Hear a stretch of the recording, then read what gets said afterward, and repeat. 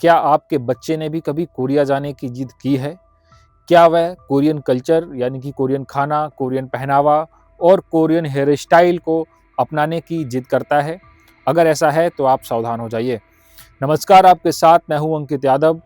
आपके सामने मैं एक ऐसी कहानी लेकर आया हूं जो आपको चौंका देगी। हाल ही में आपने एक घटना सुनी होगी जो गाजियाबाद में हुई थी। वहाँ पर एक पेरेंट्स ने अपने 3 बच्चों को इसी ट्रेंड के चलते खो दिया। उसमें बात निकल कर सामने आई थी कि तीनों बच्चे एक कोरियन गेम के आदी थे।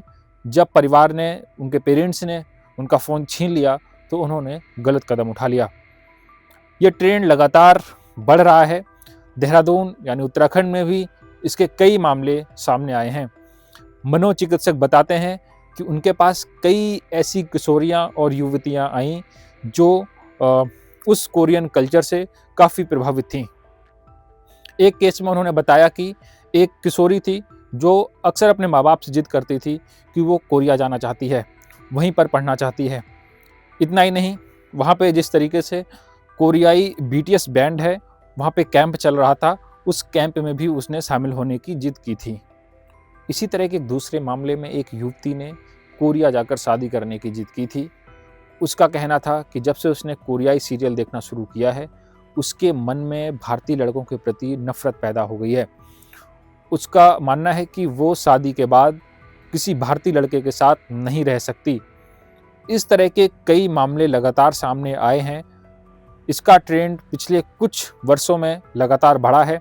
अगर देहरादून की बात करें तो देहरादून में भी अब तक 5 से भी अधिक रेस्टोरेंट खुल चुके हैं जो कोरियाई खाना परोसते हैं।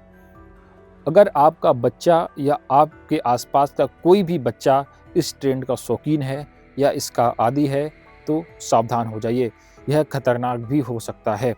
सुनिए इस पर विशेषज्ञ क्या कहते हैं। चिंताजनक तो है ही। देखिए, शुरुआत कैसे हुई कोविड के टाइम से, जब क्लासेस शिफ्ट होने लगी हमारी ऑनलाइन, तो उससे बच्चों को एक एक छूट मिल गई ऑनलाइन के नाम पे पढ़ाई करने की। तो ये आया तो है कोविड के बाद कि ये चीज़ें थोड़ी सी बढ़ने लगी। फिर टीचर्स के लिए भी आसान हो गया कि वो ऑनलाइन असाइनमेंट देने लगे। अब उसमें कितनी देर बच्चा पढ़ाई कर रहा है और कितनी देर बच्चा पढ़ाई छोड़ के कुछ और कर रहा है, ये पेरेंट्स के लिए पता लगाना बहुत मुश्किल हो गया, क्योंकि बच्चे स्मार्ट हो गए, वो कभी इधर शिफ्ट हो जाते हैं, कभी उधर शिफ्ट हो जाते हैं। तो मैं ये मानती हूँ कि उसके बाद ये सारी चीज़ें बढ़ने लगी। अब दो चीज़ें हैं, कोई बच्चा फ़ोन देख रहा है और इंटरनेट एडिक्शन क्या है, दोनों में थोड़ा सा फ़र्क है। फ़ोन हम सब देख रहे हैं और आजकल हमारे सारे काम फ़ोन से हो रहे हैं। एडिक्शन हम तब कहते हैं कि जब उस चीज़ के बगैर हमारा काम ही ना चल पाए, और अगर हम उस चीज़ को छोड़ें, चाहे वो मेरा फ़ोन ही क्यों ना हो, तो उससे मुझे परेशानी होने लगे, उससे मेरे बिहेवियर परिवर्तन होने लगे। तो जब ऐसा होता है तब हम उसको एडिक्शन का नाम देते हैं। अभी गाजियाबाद में भी एक घटना हुई जिसमें 3 सगी बहनों ने सुसाइड कर लिया। इसमें बात सामने आई थी कि ये एक कोरियन गेम है, उसको लेके बहुत एडिक्टेड हैं और इसके बाद जब उनके परिवार ने, उनके पेरेंट्स ने उनसे फ़ोन फ़ोन ले लिया, इसके बाद जो है उन्होंने ये कदम उठाया।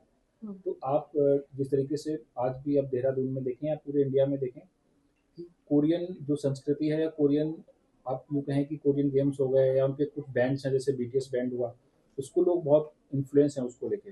तो ऐसे में उसके प्रति भी काफ़ी जो है लोगों का एडिक्शन हो रहा है। तो इसको मैडम आप कैसे देखते हैं? तो देखिए, इसमें दो बातें हम बात करेंगे। पहले तो क्यों कोरियन संस्कृति से लोग प्रभावित हो रहे हैं और अचानक से कैसे होने लगे। पहले एक्सेस नहीं था, अब ऑनलाइन नेटफ्लिक्स और इसकी तरह से हमें कोरियन संस्कृति का एक्सेस बहुत ज़्यादा मिल गया।